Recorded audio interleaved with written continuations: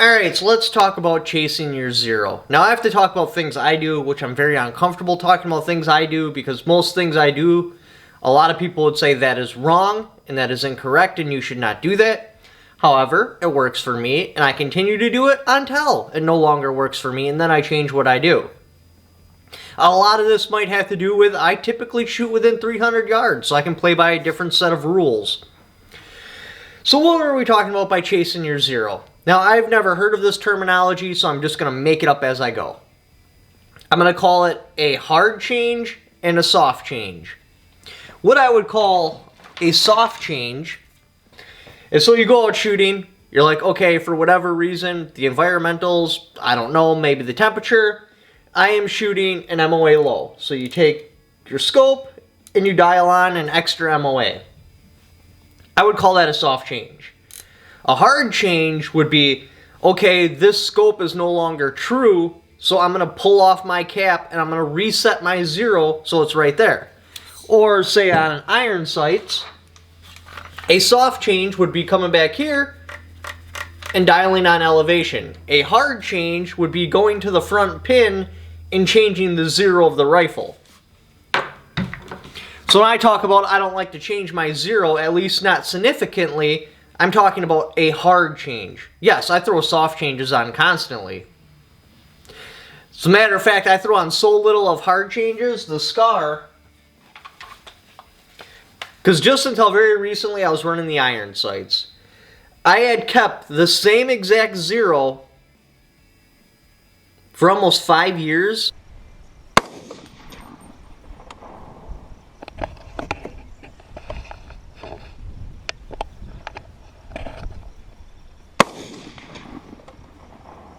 I did a hard change about 2 years ago. Let's see if you can see it on here. I'll have to roll in a picture, but when I very first zeroed the rifle, I used green, and then I did a change about 2 years ago, and I marked it as blue.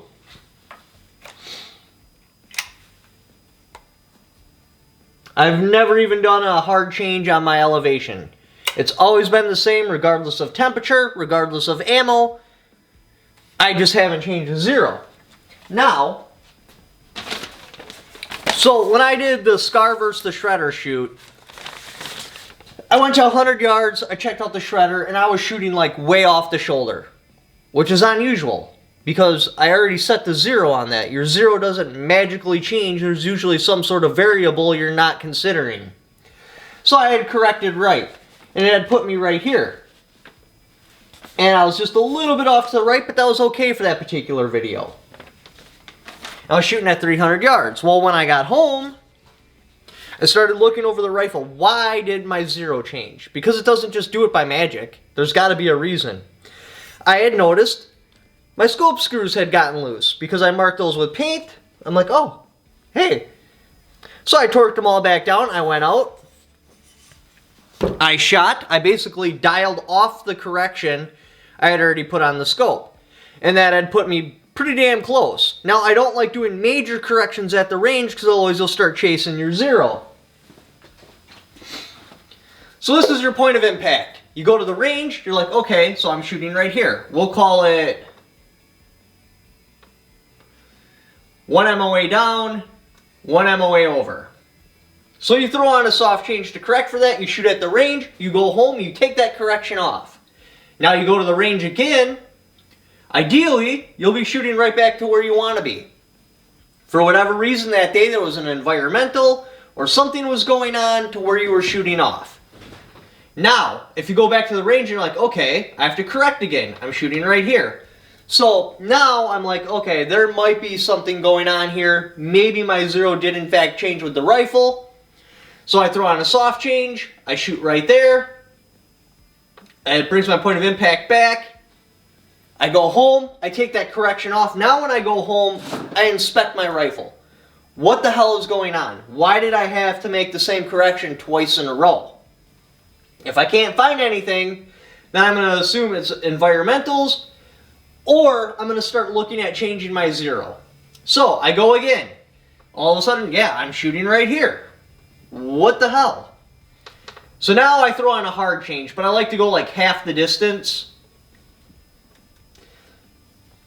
So then if I shoot again, alright, I go to the range, I throw on a hard change for right here, but I reset back to where my 0 should be, and if I go to the range next time, and if, in fact, I'm shooting right there again, then I throw on a hard change, boom, that's where it stays. I do changes really, really, really slowly and rarely ever.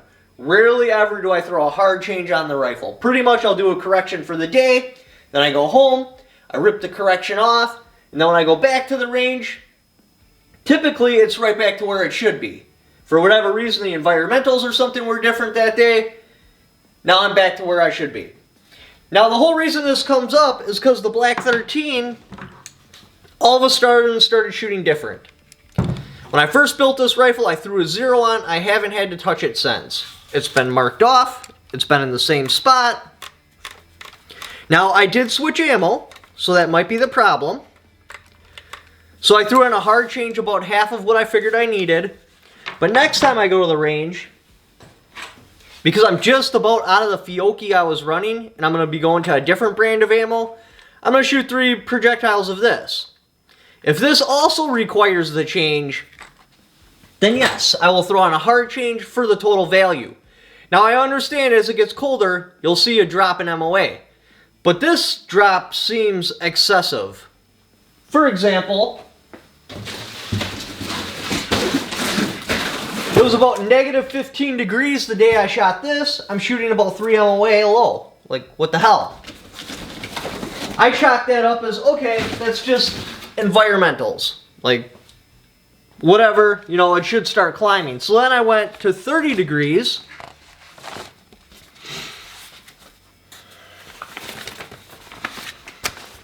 And I shot 3 MOA low again. So, alright, that's what? 15... a 40 degree difference. So if it was just environmentals, I would have started to see the elevation climb. But I didn't. It stayed at 3 MOA low, even on a 40 degree temperature range. So, it's starting to look like something's going on with the rifle, which very possibly may be the ammo, because that is the Fiocchi ammo I ran. It does advertise the same exact velocity as all the other 193, which is what, 3250? This box doesn't actually say it, but it should be around like 3250. So why am I still getting a 3 MOA difference? And I've checked over the rifle several times. And I just cannot seem to find anything that shifted or moved. Nothing seems loose. So I'm guessing either it is in fact the ammo, or this is taking a hard spill on the rear sight and it's screwed with how this thing is calibrated, and that's why I'm seeing the change. Because I've ran, oh my god, like 5 or 6 different types of M193, and it's always had the same 0. Yes, there'll be little variances where I'm like, okay, that's an ammo variance, but 3 MOA, that's pretty freaking excessive. Now, I also understand that they say, what is it, 20 degrees should give you a 1 MOA difference. That's what they say. I don't see that in the field. I don't know if it's because of Wisconsin humidity is different somehow, or when it's really hot, it gets so humid that we don't see as much of a change. But yeah, I'll see a little bit of a drop when it gets cold, but nowhere near 1 MOA for every 20 degrees. That would mean when I zeroed that rifle, it must have been like 90 degrees, somewhere in there. I know I was sweating ballsack, so it was hot. So if that was true, you know, 1 MOA for every 20 degrees, where the hell did my marker go? Oh, there it is. So I zeroed at roughly 90, and then I shot that at like negative 10. That would be 100 degrees. That should be like, what, 5 MOA? Yeah, 1 MOA for every 20 degrees. 20 goes 5 times. And I'm nowhere near a 5 MOA drop.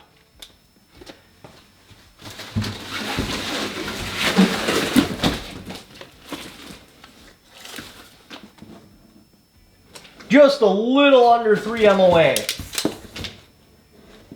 Again, even on this target, just a little under 3 MOA.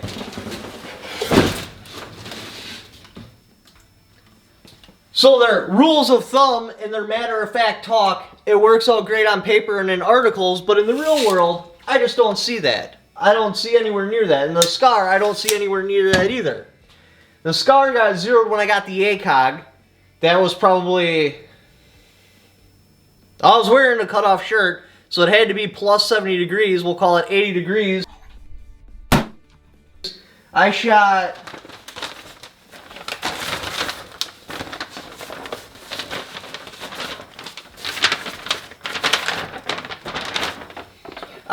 this, and I was aiming here, and I'm actually shooting high. So I went positive MOA on a 90-degree temperature change. Alright, now for the SCAR.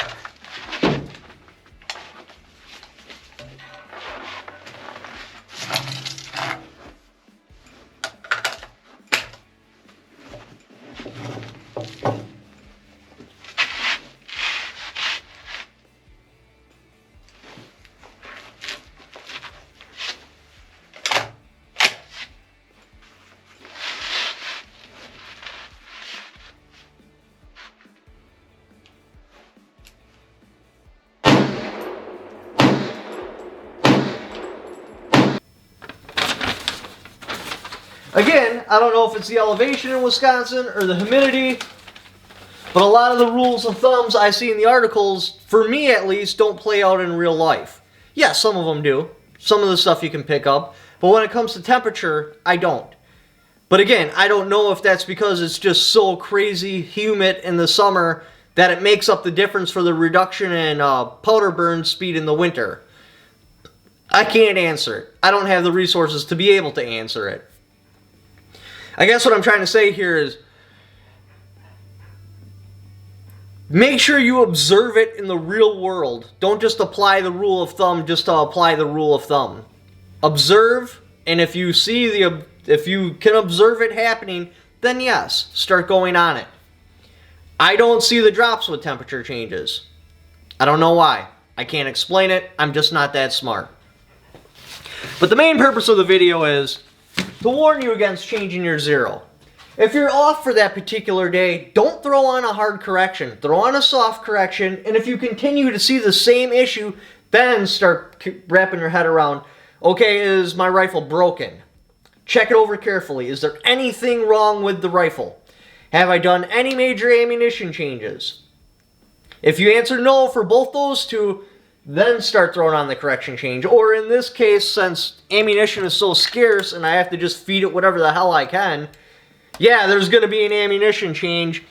But do I want to compensate completely for that new ammunition change, or do I want to throw on Kentucky windage until I'm running a different type of ammunition? I'm going to deal with that problem by running 3 rounds of the next type of ammunition I'm about to run. And I guarantee by the time I burn through this ammunition, I'm going to be going to a different brand. So if that particular ammunition is also throwing off a different zero from the Fiocchi, or how, I didn't word that right. So okay, this is my point of aim.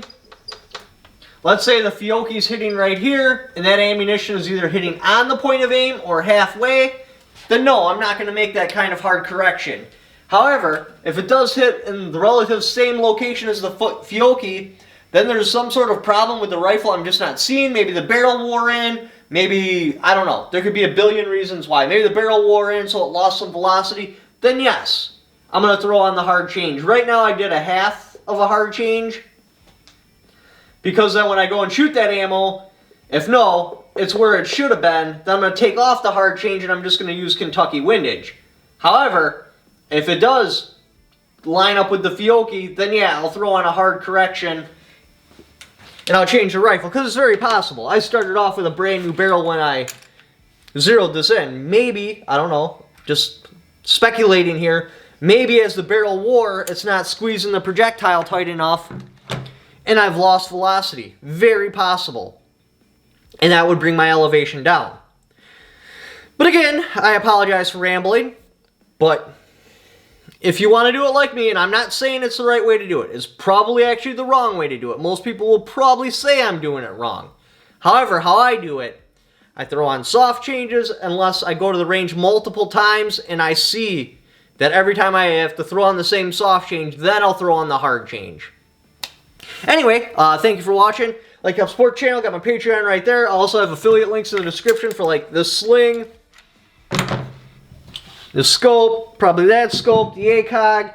Oh, actually, before we end this video, a bunch of people are really curious on this handguard of how it works. Because it's actually a free-floated handguard. So there is actually a tube underneath my handguard that connects to my barrel nut. This tube does not touch the barrel in any place. The handguard locks onto the tube. The sling is connected to the tube, not the gas block. So this barrel is completely free-floated with your standard GI A2 look. I had purchased this handguard from Rock River Arms. So if you're looking to do the same thing, Rock River Arms is where to go. Understand, this adds like a lot of weight to your rifle. It's got to be like 1.5 pounds, 2 pounds. Like the fulcrum point on this rifle is right here. Oh, no. Right here, which is normal. However, this is a fluted barrel. The fulcrum point should be about where the magazine is. So anyway, if you like Up Sport channel, like I already said, got my Patreon, affiliate links. Thank you for watching. Don't forget to subscribe. Why do you gotta be such a heartless little brat? If I am such a brat, then why don't you spank me right now, Daddy? And show me what a bad girl I have been and teach me a lesson. Okay, I might have been overreacting a little bit, Lacey. I love you. I'm never gonna trade you in. I love you too. It's not the action I wanted, but it's the action I can get.